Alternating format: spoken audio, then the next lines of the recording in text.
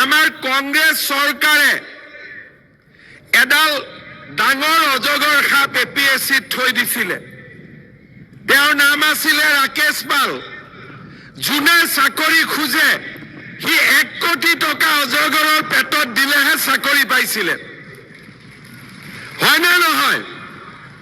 এতিয়া আপোনালোকে চিন্তা কৰক, আগতে যেতিয়া APSC ৰিজাল্ট দিয়ে টিভিত আলোচনা হয় যে কোন মন্ত্ৰীৰ ল'ৰাই চাকৰি পালে, কোন মুখ্যমন্ত্ৰীৰ PA চাকৰি পালে। আগতে আলোচনা হৈছিলে কোন মন্ত্ৰীৰ খুলখালিয়েকে চাকৰি পালে, নহলে কোন অফিচাৰৰ ল'ৰা ছোৱালীয়ে চাকৰি পালে।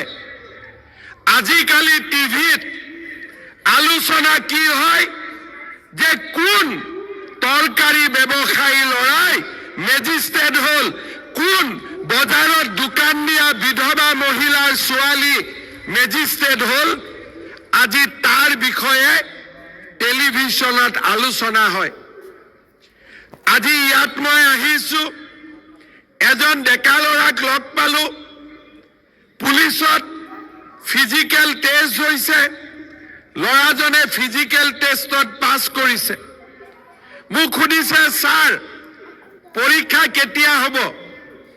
মই ক'লো ফেব্ৰুৱাৰীত হ'ব। ধুনীয়াকৈ গুচি গ'ল। আগত হলে কি ক'লেহেঁতেন যে ছাৰ চাকৰিটো দিয়ক। ইয়াত উঠি যোৱাৰ লগে লগে অতুল বৰাই এখন লিষ্ট দিলেহেঁতেন যে এইকেইটা মোৰ সমষ্টিৰ ল'ৰা চাকৰি দিয়ক। অজন্তা নেওগে এখন লিষ্ট দিলেহেঁতেন মোৰ সমষ্টিৰ ল'ৰা চাকৰি দিয়ক। কিন্তু আজি সকলো যুৱক যুৱতীয়ে জানে যে এইখন বিজেপিৰ চৰকাৰ, ইয়াত মাত্ৰ দুখীয়া ঘৰৰ ল'ৰা ছোৱালীয়ে চৰকাৰী চাকৰি পাব। এই বিষয়ে আজি সকলোৱে জানে।